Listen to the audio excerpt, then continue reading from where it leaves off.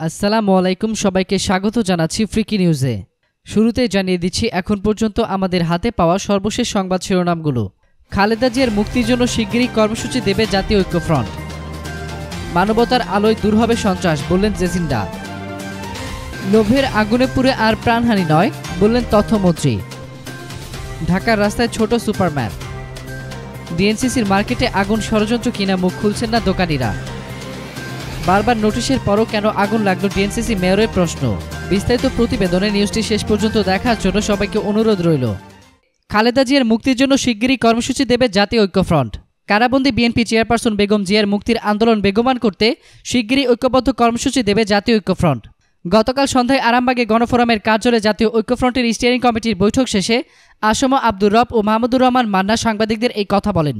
নেতারা বলেন, জাতীয় ঐক্যফ্রন্টে ভাঙন নিয়ে নানাজনে নানা কথা বললেও ঐক্যফ্রন্ট ছিল, আছে এবং থাকবে। জাতীয় ঐক্যফ্রন্ট খুব শীঘ্রই সাবেক প্রধানমন্ত্রী বেগম জিয়ার মুক্তির আন্দোলন বেগবান করতে ঐক্যবদ্ধ কর্মসূচি দেবে। বৈঠকে ৩০ মার্চের পূর্ব ঘোষিত মানববন্ধন কর্মসূচি স্থগিত করা হয়েছে জানিয়ে তারা বলেন, বনানীতে ভয়াবহ অগ্নিকাণ্ডের ঘটনায় ৩০ মার্চের মানববন্ধন কর্মসূচি স্থগিত করা হয়েছে।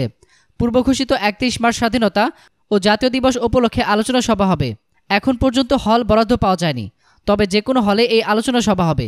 সরকারের দায়িত্বহীনতার কারণে বনানীতে ভয়াবহ অগ্নিকাণ্ড সংঘটিত হয়েছে বলে মনে করে সরকার বিরোধী প্রধান রাজনৈতিক জোট জাতীয় ঐক্যফ্রন্ট। এ সময় আসম আব্দুর রব বলেন, গতকাল বনানীর FR টাওয়ারে যে ভয়াবহ অগ্নিকাণ্ড সংঘটিত হয়েছে সেই বিষয়ে আলোচনার জন্য আমরা জরুরি বৈঠক ডেকেছিলাম।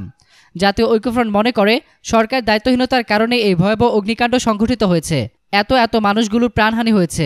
তিনি বলেন, 22 তলা বিল্ডিং তৈরি করতে দেওয়া হয়েছে, কিন্তু সেখান থেকে মানুষকে উদ্ধার করার কোনো ব্যবস্থা রাখা হয়নি। পৃথিবীতে 100 তলার ওপরে বিল্ডিং আছে, বাংলাদেশে 100 তলার ওপরে বিল্ডিং হচ্ছে। বিল্ডিং করতে দিলেন, কিন্তু সেখানে কোনো দুর্ঘটনা ঘটলে মানুষকে উদ্ধার করার ব্যবস্থা নেই। জনগণের জীবনের নিরাপত্তা দিতে পারছেন না, আপনি দিচ্ছেন কেন বিল্ডিং করার অনুমতি? প্রশ্ন আসম আব্দুর রবের। তিনি আরও বলেন, চকবাজারে আগুন লেগেছে, মানুষকে উদ্ধার করতে পারলেন না। লঞ্চ দুর্ঘটনা হয়, মানুষকে খুঁজে পাওয়া যায় না। গাড়ি অ্যাক্সিডেন্ট হয়ে গতকাল 24 জন মারা গেছে। গাড়ি ফিটনেস নেই, ড্রাইভারের লাইসেন্স নেই, গাড়ি চালাতে দিচ্ছেন কেন? এগুলো দেখে মনে হচ্ছে ক্ষমতা কুক্ষিগত করার জন্য, শুধু এক ব্যক্তির শাসন কায়েম করার জন্য ব্যস্ত। জনগণের জানমাল নিরাপত্তার জন্য সরকারের কোনো দায়িত্ব নেই। অপরদিকে মানবতার আলোয় দূর হবে সন্ত্রাস, বললেন জেসিন্ডা আর্ডার্ন। বিশ্ব এখন উগ্র সন্ত্রাসবাদের চক্রে আটকে গেছে। পাল্টা সন্ত্রাস নয়, মানবতার মাঝে আছে এর সমাধান। মানবতার আলোতে দূর হবে বর্ণবাদ, সন্ত্রাস। শুক্রবার নিউজিল্যান্ডে ক্রাইস্ট চার্চে মসজিদে বন্দুক হামলায় নিহতদের স্মরণে জাতীয় শোক সভায় কথাগুলো বলেন দেশটির প্রধানমন্ত্রী জেসিন্ডা আর্ডার্ন। ক্রাইস্ট চার্চে একসঙ্গে দুটি মসজিদে সন্ত্রাসী হামলা 14 দিন পর এদিন নিহতদের জাতীয়ভাবে স্মরণ করতে বিশাল শোকসভার আয়োজন করে নিউজিল্যান্ড সরকার। আক্রান্ত অন্যতম মসজিদ আল নূরের বাইরে হ্যাগলি পার্কে জড়ো হন 20,000-এর বেশি মানুষ। এ সময় মুসলিম সম্প্রদায়ের প্রতি সংহতি জানাতে স্মরণ সভায় উপস্থিত ছিলেন খোদ প্রধানমন্ত্রী জেসিন্ডা সহ পুরো মন্ত্রিপরিষদ।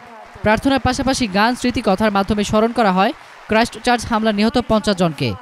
উপস্থিত জনতাকে উদ্দেশ্য করে জেসিন্ডা বলেন, আমরা ঘৃণা, ভয় ও অন্যান্য ভাইরাস থেকে মুক্ত নই, কখনোই ছিলাম না, কিন্তু আমরা একটি জাতি হিসেবে এই রোগ নিরাময় করতে পারি। তিনি আরও বলেন, উন্নত জীবন এবং পরিবারকে নিরাপত্তা দেওয়ার জন্যই এসব মানুষ নিউজিল্যান্ডে এসেছিলেন। নিহতরা আসলে আমাদের অংশই। তাদের স্মৃতির দায়িত্ববোধ বাড়িয়ে দিল। নিউজিল্যান্ডকে বৈচিত্র্যপূর্ণ ধৈর্যশীল রাষ্ট্র হিসেবে ধরে রাখার দায়ভার এখন বাকিদের। এখানে সন্ত্রাসবাদ, বর্ণ, ধর্ম, চরমপন্থা, সহিংসতার কোনো স্থান নেই। প্রত্যেকে নিজের অভিমত, ধর্মীয় মতাদর্শ প্রকাশের সুযোগ পাবেন। সেদিন হামলায় বেঁচে যাওয়া ফরিদ আহমেদও উপস্থিত ছিলেন স্মরণ অনুষ্ঠানে। হামলায় স্ত্রী হারিয়েছেন তিনি, তারপরও শান্তির বার্তা দিয়েছেন। হামলাকারীকে ক্ষমা করে দিয়েছেন উল্লেখ করে ফরিদ আহমেদ বলেন, আমি আমার স্ত্রী হত্যাকারীকে ক্ষমা করে দিয়েছি, কারণ আমি আগ্নেয়গিরির মতো জ্বলতে থাকা একটি হৃদয় নিয়ে বেঁচে থাকতে চাই না। আমি আমার হৃদয়কে ভালোবাসা ও দয়ায় পূর্ণ রাখতে চাই। এদিকে লোভের আগুনে পুড়ে আর প্রাণহানি নয়, বললেন তথ্যমন্ত্রী। মানুষের লোভের আগুনে পুড়ে আর যেন কোনো নিরীহ মানুষের মৃত্যু না ঘটে, দেশের ভবন মালিকদের জন্য এমন সতর্ক বার্তা দিয়েছেন তথ্যমন্ত্রী ডক্টর হাসান মাহমুদ। বলেন, অনুসন্ধানে দেখা গেছে FR ভবনটির নির্মাণ বিধি অনুসরণ করে নির্মিত নয়। অনুমোদনবিহীন বেশি তলা নির্মিত এই ভবনের বিধি অনুযায়ী অগ্নি নির্বাপন ব্যবস্থাও ছিল না। এর পুনরাবৃত্তি যেন না হয় সেই বিষয়ে অত্যন্ত সতর্ক থাকতে হবে। গতকাল ঢাকায় বাংলাদেশ চ্যাপ্টারের উদ্বোধনী অনুষ্ঠানে প্রধান অতিথির বক্তব্যে তিনি এসব কথা বলেন। এ সময় অগ্নিকাণ্ডে নিহতদের জন্য গভীর শোক ও আহতদের দ্রুত সুস্থতা কামনা করেন এবং দুর্ঘটনার কারণ ও পুনরাবৃত্তি রোধের দিকে দৃষ্টিপাত দেন। ডক্টর হাসান মাহমুদ বলেন, নিজ দেশ, সংস্থা ও আত্ম উন্নয়নের জন্য যোগাযোগের বিকল্প নেই। তৈরি পোশাক শিল্পে জিএসপি সুবিধা বাতিলের পরও বাংলাদেশের বিশ্ব প্রতিযোগিতায় এই শিল্পে তার প্রবৃত্তি অটুট রেখেছে। চীন আজও আমাদের প্রতিযোগী। এর মূল কারণ দুটি, একটি আমাদের উৎপাদন দক্ষতা, অপরটি আমাদের বাইং হাউসগুলোর যোগাযোগ দক্ষতা।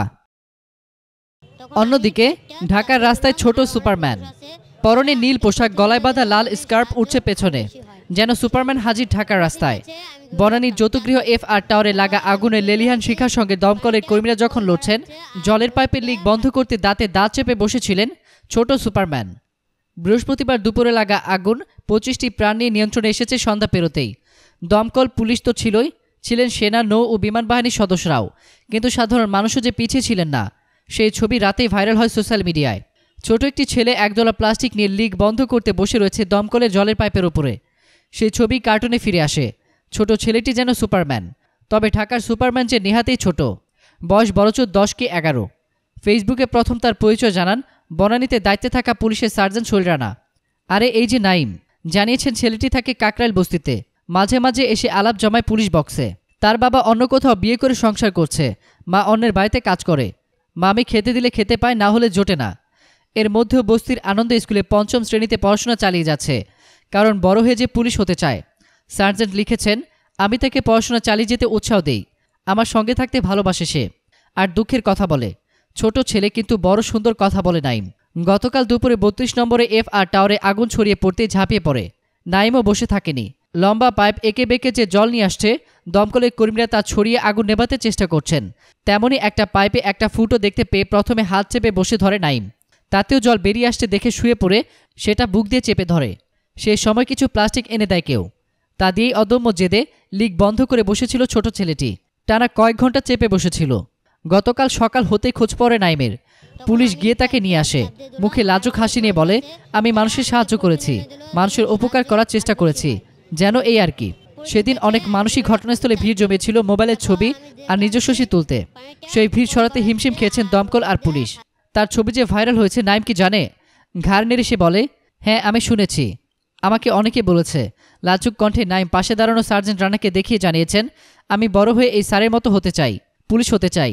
পুলিশ হলেই মানুষের সাহায্য করা যাবে। অপরদিকে ডিএনসিসি মার্কেটে আগুন, ষড়যন্ত্র কিনা মুখ খুলছেন না দোকানিরা। রাজধানীর ডিএনসিসি মার্কেটে 26 মাস আগেও ভয়াবহ আগুনের ঘটনা ঘটে। এতে পুড়ে ছাই হয়ে যায় পুরো মার্কেট। এত কম সময়ের মধ্যে আবারও একই মার্কেটে আগুনের ঘটনা, ষড়যন্ত্র কিনা এমন প্রশ্নে মুখ খুলতে রাজি হননি মার্কেটটির দোকান মালিকেরা। তারা মার্কেট কমিটির প্রতি ইঙ্গিত করে বলেন, বিষয়টি আসলে তারাই বলতে পারবে আগুন লাগার পেছনে কারা দায়ী। ঢাকা উত্তর সিটি কর্পোরেশনের এই মার্কেটটিতে 2017 সালে 3 জানুয়ারি আগুন লাগার পর আর যাতে এই মার্কেটে দাহ্য পদার্থ না রাখা হয়, এই জন্য সিটি কর্পোরেশনের পক্ষ থেকে দেওয়া হয় কয়েকটি নোটিশ। কিন্তু সেই নোটিশে তারা কান না দিয়ে মার্কেটে অনেক দোকানে কেমিক্যাল ও দাহ্য পদার্থ রাখেন। ফলে এই দফায় লাগা আগুন খুব কম সময় তীব্র হয়েছে বলে জানান উদ্ধারকর্মীরা। মার্কেটের বেশ কিছু দোকানে ছিল প্রসাধনী সামগ্রী। এই কারণেও দ্রুত সময়ে আগুন ছড়িয়ে পড়ে বলে ধারণা করছেন উদ্ধারের কাজে নিয়োজিত ফায়ার সার্ভিস কর্মীরা। তবে উদ্ধারকর্মীরা বলছেন, আগুন নিয়ন্ত্রণে আসার পরও প্লাস্টিক জাতীয় দ্রব্যে আগুন লেগে যাওয়ায় ব্যাপক ধোঁয়ার সৃষ্টি হয়। প্রসঙ্গত শনিবার ভোর 5টা 48 মিনিটে গুলশান 1 এর ডিএনসিসি মার্কেটের পাশে কাঁচা বাজারে আগুন লাগে। পরে ফায়ার সার্ভিসের 20টি ইউনিট চেষ্টা চালিয়ে 8টা 45 মিনিটের দিকে আগুন নিয়ন্ত্রণে আনে। আজ এই অগ্নিকাণ্ডে বড় ধরনের কোনো হতাহতের ঘটনা ঘটেনি, তবে কাঁচা বাজারে অধিকাংশ দোকান পুড়ে ছাই হয়ে গেছে। এদিকে বারবার নোটিশের পরও কেন আগুন লাগলো ডিএনসিসি মেয়রের প্রশ্ন।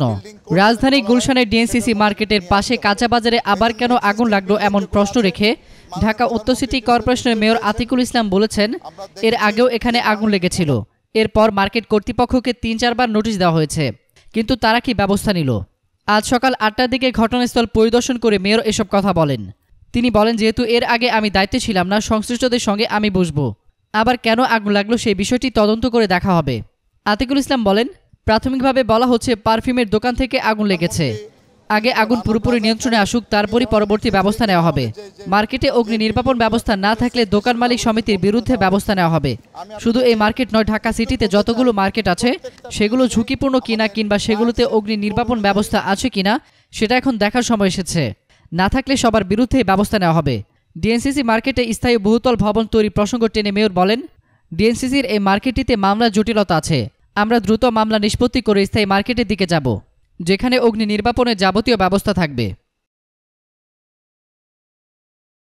এদিকে ভবন নির্মাণে বিল্ডিং কোড অনুসরণের নির্দেশ প্রধানমন্ত্রীর।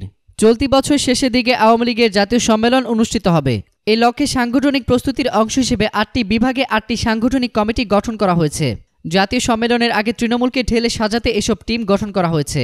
টিমগুলোর নেতৃত্বে আছেন দলের প্রেসিডিয়াম সদস্যরা। আগামী মে মাস থেকে এসব টিম কাজ করবে। গতকাল বিকেলে প্রধানমন্ত্রীর সরকারি বাসভবন গণভবনে অনুষ্ঠিত দলের প্রেসিডিয়াম বৈঠকে এই সিদ্ধান্ত নেওয়া হয়। সভা শেষে আওয়ামী লীগ দপ্তর সম্পাদক ডক্টর আব্দুস সোবহান গোলাপ স্বাক্ষরিত এক সংবাদ বিজ্ঞপ্তিতে এই তথ্য জানানো হয়। এতে বলা হয়, আগামী অক্টোবরে জাতীয় সম্মেলন অনুষ্ঠিত হবে। তৃণমূল সম্মেলনের পাশাপাশি উপজেলা নির্বাচনে দলীয় প্রার্থীর বিপক্ষে কাজ করা নেতাদের চিহ্নিত করা, বঙ্গবন্ধু জন্মশতবার্ষিকী পালনের প্রস্তুতির কাজটিও করবে এসব টিম। বৈঠকের শুরুতে আওয়ামী লীগ সভাপতি শেখ হাসিনা বনানী অগ্নিকাণ্ডে নিহতদের স্মরণে গভীর শোক প্রকাশ এবং তাদের আত্মার মাগফিরাত কামনা করেন এবং শোকাহত পরিবারবর্গের প্রতি গভীর সমবেদনা জানান। একই সঙ্গে সম্প্রতি নিউজিল্যান্ডে ক্রাইস্ট চার্চে সংঘটিত সন্ত্রাসী হামলার তীব্র নিন্দা জানানো হয়। এই ঘটনায় হতাহতদের পরিবার সদস্যদের প্রতি গভীর শোক প্রকাশ করা হয়। প্রধানমন্ত্রী শেখ হাসিনা নিউজিল্যান্ডের প্রধানমন্ত্রী জেসিন্ডা আর্ডানের প্রতিও গভীর সহমর্মিতা জানান। সবাই ভালো থাকুন, সুস্থ থাকুন আর দেখতে থাকুন ফ্রিকি নিউজ। এতক্ষণ ফ্রিকি নিউজের সঙ্গে থাকার জন্য সবাইকে ধন্যবাদ।